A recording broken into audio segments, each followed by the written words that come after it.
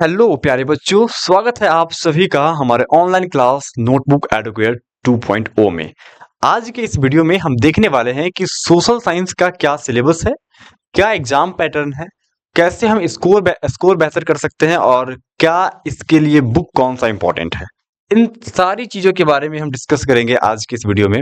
हमने पिछले वीडियो में मैथमेटिक्स, साइंस और हिंदी के बारे में डिस्कस कर रखा है। यदि आप अभी तक उन वीडियोस को नहीं देखे हैं तो इस वीडियो के नीचे डिस्क्रिप्शन बॉक्स में आपको उसका लिंक मिल जाएगा, आप वहां से देख सकते हैं। नहीं तो आप चैनल जब ओपन करेंगे तो प्लेलिस्ट के अंदर आपको सारा वीडियोस एक लाइन से अरेंजमेंट मिल जाएगा, तो आप उन्हें देख सकते हैं ताकि उन सब चीज़ों से जुड़ी हुई सारी बातें आपको पता रहें। आज के इस वीडियो में हम देखने वाले हैं कि जो सोशल साइंस है हमारा, इस सोशल साइंस को हम कुछ लोग SST भी कहते हैं, ध्यान रखेंगे। इस सोशल साइंस को कुछ लोग SST भी कहते हैं, हिंदी में इसे हम सामाजिक विज्ञान कहते हैं। नो डाउट, कोई दिक्कत नहीं है इसमें। आगे अगर बात करें हम इसके बुक की, कौन सा बुक सबसे बेहतर होगा आपके लिए, तो ये सबसे अहम मुद्दा है कि आप जिस क्लास में है, बिहार राज्य से हैं, तो बिहार में जो बिहार सरकार है वो अपनी एक खुद की पब्लिकेशन बनाई हुई है, जिसमें अधिकांश बातें NCERT की आई हुई है और कुछ एक्स्ट्रा बातें भी उसने अपलोड कर रखी है।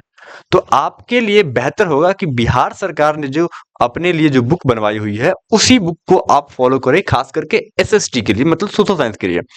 मैथ्स और वो जो मैथ्स में भी जो बुक था वो भी बिहार सरकार अपने लिए बनवाई हुई है, जो NCERT की कॉपी ही है। तो मैथ्स के लिए और साइंस के लिए आप NCERT को पढ़िए, हिंदी के लिए आप बिहार सरकार के लिए जो बुक है उसको पढ़िए, और सोशल साइंस के लिए भी आप बिहार सरकार के लिए जो जो द्वारा जो बुक बनाई गई है उसी बुक को आप पढ़ेंगे, जो इस पब्लिकेशन का आता है। कौन? BSTBPC के पब्लिकेशन का आता है। आप जब किताब दुकान पे जाओ, उसको बोलेगो कि बिहार सरकार का जो बुक है सोशल साइंस का वो दीजिए, तो वो आपको वो समझ जाएगा दुकानदार कि आपको कौन सा बुक देना है। इसमें अधिकांश बातें जो होती है वो NCERT की ही कॉपी रहती है। अगर आपको इनकी भाषा समझ में नहीं आती है, आसान सी भाषाओं में समझना है, तो आप भारतीय भवन का बुक ले सकते हैं, लेकिन ये थोड़ा सा कॉस्टली होता है। ओके, तो अगर बुक की बात करें तो आप, उम्मीद है कि आप समझ गए होंगे कि बुक में आपको बिहार सरकार के लिए जो बिहार सरकार ने अपने लिए जो बुक बनाई हुई है, आप उन्हीं बुक को फॉलो करोगे। अगर बात करें नोटबुक की, चूंकि आप ऑनलाइन क्लास कर रहे हो तो ऑनलाइन क्लास में आपको कोई रफ कॉपी नहीं होता है। मतलब आप एक ही बार जब वीडियो कंप्लीटली देख लोगे तो उसको आराम से, इसका जो बोर्ड PDF होगा वो मैं सारा PDF मैं अपने टेलीग्राम चैनल पे डालता हूँ, जिसका नाम है नोटबुक एडुकेट 2.0। आप टेलीग्राम पे ये सर्च करोगे नोटबुक एडुकेट 2.0 तो ये आपको मिल जाएगा। एक चैनल और है उसमें नोटबुक एडुकेट करके आपको मिलेगा, तो वो हमारा ही चैनल है जिसपे हम 11th और 12th की कंटेंट्स को डालते हैं। अगर आप 9th 10th के बच्चे हैं तो आपको ये वाला ज्वाइन करना है। ओके, तो उम्मीद है कि आप ये बात समझ गए होंगे कि जो आपको जो नोटबुक चाहिए वो दो नोटबुक है चाहिए। दोनों कितने कितने 200 पेज का अगर चलेगा तो काफी है, क्योंकि सोशल साइंस में आपको कई सारे विषयों को पढ़ना है। जैसे कि आपने सुना होगा कि हिस्ट्री, पॉलिटी, ज्योग्राफी, इकोनॉमिक्स अलग अलग विषय हैं, तो इन सबको कैटेगराइज कर लेंगे हम एक बुक में।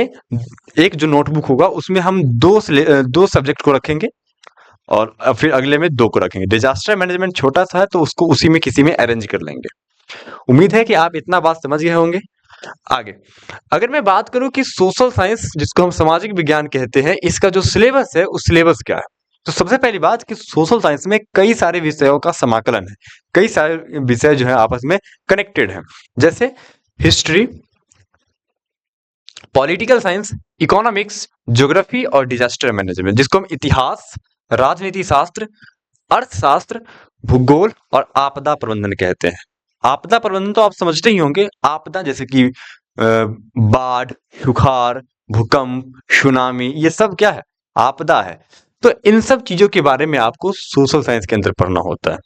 उम्मीद है कि आप इतना बात समझ गए होंगे।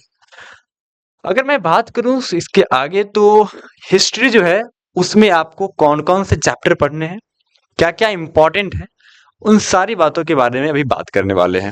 तो हिस्ट्री में है आपको टोटल पढ़ने 8 चैप्टर। आपको दिख रहा होगा चैप्टर्स का नाम, आप इसका स्क्रीनशॉट ले सकते हैं या इसका PDF हमने टेलीग्राम पे अपलोड कर रखा है, आप वहां से भी इसे प्राप्त कर सकते हैं। ये सब कुछ आपको मिल जाएगा। यूरोप में राष्ट्रवाद पहला चैप्टर है हमारा। दूसरा चैप्टर है समाजवाद एवं साम्यवाद। तीसरा चैप्टर है हिंद चिन्ह में राष्ट्रवादी आंदोलन। ऐसे ही करके 8 चैप्टर हैं। आप इतना तो समझदार होंगे, 8 चैप्टर्स के नाम पढ़ सकते हैं। और ये 8 चैप्टर जो भी लिए गए हैं वो सब बिहार सरकार के द्वारा जो बुक छपाई गई है उन्हीं बुक के अकॉर्डिंग। एनसीईआरटी खोलोगे तो एनसीईआरटी के बुक में 8 चैप्टर्स नहीं दिए गए हैं। तो उम्मीद है कि आप हमारी बात समझ रहे होंगे कि आपको बुक कौन सा चाहिए। तो जो बिहार सरकार के द्वारा जो बुक बनाई गई है वही बुक आप खरीदोगे, और वही बुक आपके एग्जाम के लिए भी बहुत बेहतर है क्योंकि सवाल उन्हीं से डायरेक्ट आते हैं। अगर बात करें हिस्ट्री के बाद तो हम बात करेंगे पॉलिटिकल साइंस की, कि जो पॉलिटिकल साइंस है उसमें कुल कितने चैप्टर्स पढ़ने हैं। तो पॉलिटिकल साइंस में आपको टोटल 5 चैप्टर्स पढ़ने हैं। इस बात का भी ध्यान रखेंगे, आपको टोटल 5 चैप्टर्स पढ़ने हैं, जिसमें पहला चैप्टर है लोकतंत्र में सत्ता की साझेदारी, सत्ता में साझेदारी और कार्यप्रणाली। तो इल्म ऐसे करके कुल आपको 5 चैप्टर्स पढ़ने हैं, किसमें, पॉलिटिकल साइंस में। उसके बाद अगर बात करें तो पॉलिटिकल साइंस के बाद आएगा हमारा इकोनॉमिक्स। इकोनॉमिक्स में भी आपको पढ़ने कितने चैप्टर्स, आपको पढ़ने 7 चैप्टर्स। ये 1 नंबर, 2, 3 और 4 नंबर इधर है, ध्यान रखिएगा, हमारी वित्तीय संस्थाएं। फिर 5 नंबर रोजगार एवं सेवाएं, वैश्वीकरण, और 7वां नंबर हमारा क्या है, उपभोक्ता जागरण एवं संरक्षण, ध्यान रखेंगे। उम्मीद है कि आप इतना बात समझ गए होंगे कि आपको हिस्ट्री में 8 चैप्टर पढ़ने हैं, पॉलिटिकल में आपको 5 चैप्टर पढ़ने हैं, इकोनॉमिक्स में आपको 7 चैप्टर पढ़ने हैं। इसके बाद आता है ज्योग्राफी, और बहुत अच्छा सब्जेक्ट है भूगोल। इसमें आपको पढ़ने टोटल 6 चैप्टर्स, भारत, संसाधन एवं उपयोग, कृषि, निर्माण उद्योग, परिवहन, संचार एवं व्यापार। तो आप जब बिहार स्टेट का जो बुक खरीदोगे तो उसमें ये सब मिलेगा, सारा यही मिलेगा। लेकिन आप एनसीईआरटी खरीदोगे तो आपको ये नहीं मिलेगा, ये वाला चैप्टर एनसीईआरटी में नहीं दिया गया है। तो इन सारे चीजों के बारे में हम बात करेंगे किसमें, ज्योग्राफी में।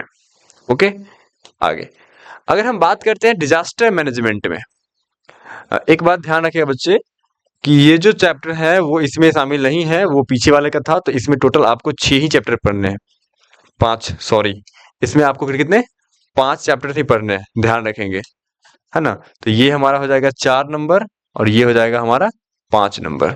ओके ओके, ज्योग्राफी के बाद आता है डिजास्टर मैनेजमेंट, जिसको हम बोलते हैं आपदा प्रबंधन। क्या बोलते हैं, आपदा प्रबंधन।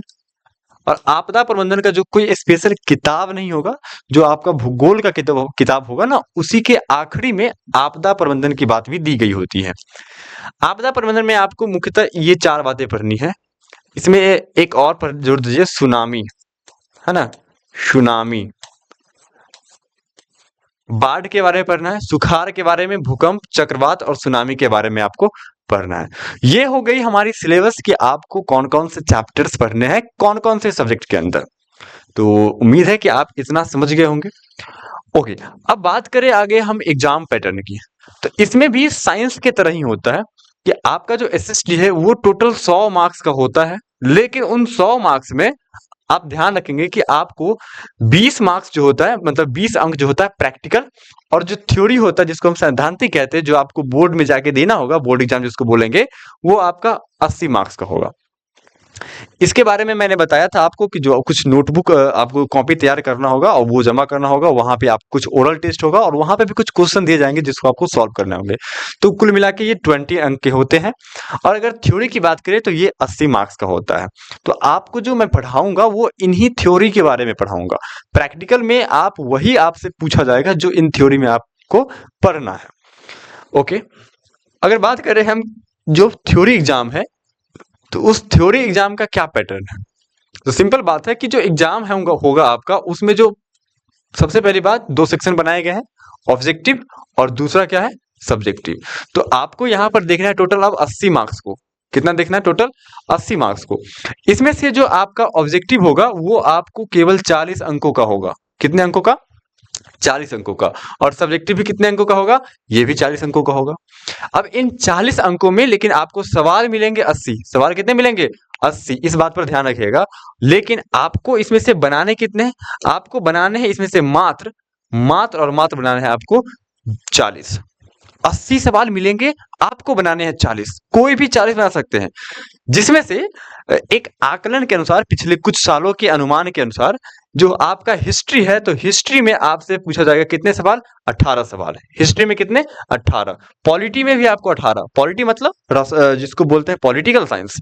इकोनॉमिक्स में भी आपको 18, ज्योग्राफी में भी 18, मतलब इन चारों से आपको 18 मिलेंगे। और डिजास्टर मैनेजमेंट जिसको हम आपदा प्रबंधन कहते हैं, इससे आपको केवल 8 ही मिलेगा। इससे कितना मिलेगा, आपको केवल 8 ही सवाल आपको देखने को मिलेगा। कुल मिला के इसको ऐड करेंगे तो टोटल 80 सवाल आएंगे, लेकिन आपको बनाने केवल कितने हैं, 40।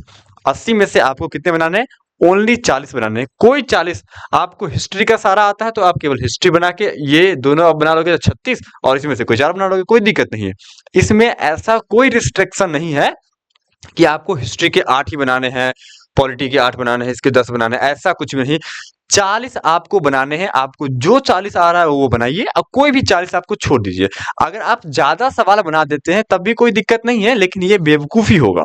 क्यों, क्योंकि आपको समय मिलेगा उतना ही।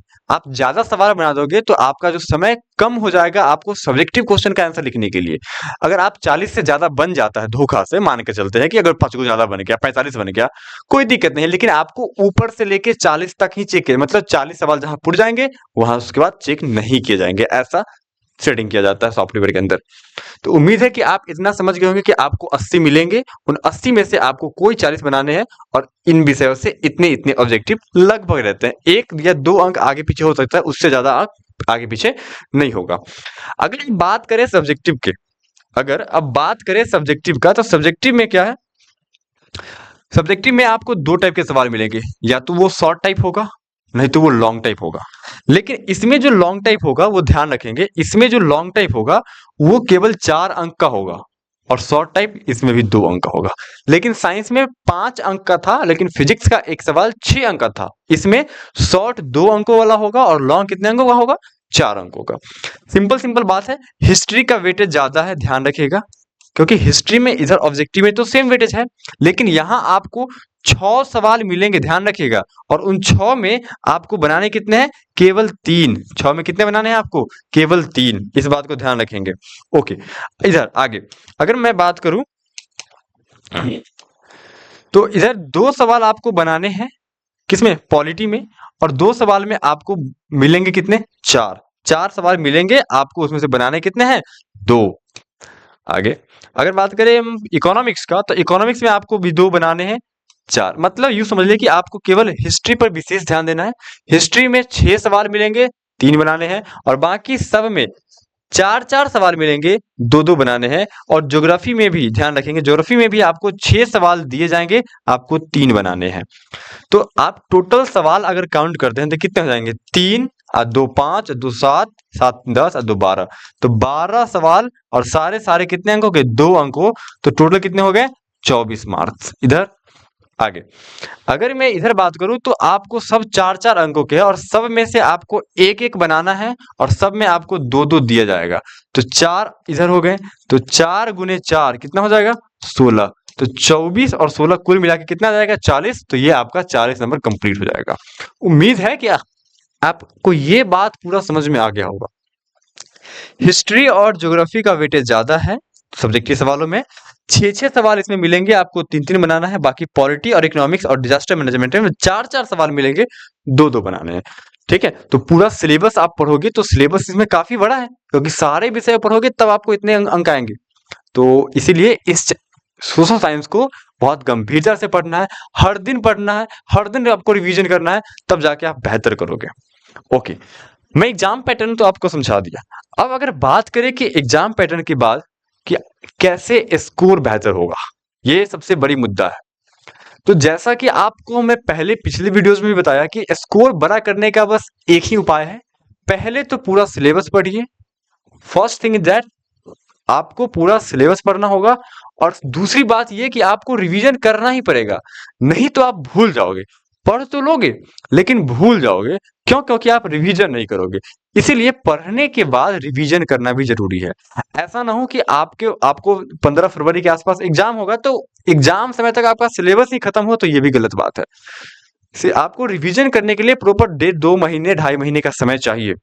तो आप उसी हिसाब से आपको पढ़ना चाहिए कि सिलेबस भी आपका टाइम पे खत्म हो, ताकि आप रिवीजन कर सको। और लास्ट के महीनों में आपको मॉक लगाना होगा। मॉक मतलब पूरे सिलेबस का मॉक लगाना होगा। वैसे आप जिस चैप्टर को कंप्लीट कर लोगे उस चैप्टर का टेस्ट भी दोगे तो आपको आपके लिए फायदेमंद होगा, क्योंकि आपको ये आइडिया आएगा कि कैसे कैसे सवाल इससे पूछे जा चुके हैं या पूछे जा सकते हैं जो आपके टेस्ट में शामिल किए गए हैं। ओवरऑल बात इतना ही रहा। उम्मीद है कि आपको ये वीडियो बहुत अच्छा लगा होगा। अगर हमारी वीडियो आपको अच्छी लग रही है तो आप 10th के उन सारे बच्चों के साथ ये वीडियो शेयर कीजिए जो अगली बार 2026 में एग्जाम देने वाले हैं। हमारे चैनल को सब्सक्राइब कीजिए, वीडियो को लाइक कीजिए और शेयर कीजिए उन सारे दोस्तों के साथ जो आपके साथ पढ़ते हैं स्कूल वगैरह में, है ना। और आखिर तक आप वीडियो को देख रहे हैं, इसके लिए आपका बहुत बहुत धन्यवाद। मिलते हैं हम अगली वीडियो में, तब किसी और मतलब एक दो विषय और बच गए हैं आपको डिस्कस करने के लिए। कौन कौन? एक संस्कृत और इंग्लिश। तो हम उन दोनों का भी डिस्कशन आपके साथ लेके आ रहे हैं अगली वीडियोस में। तब तक के लिए जय हिंद।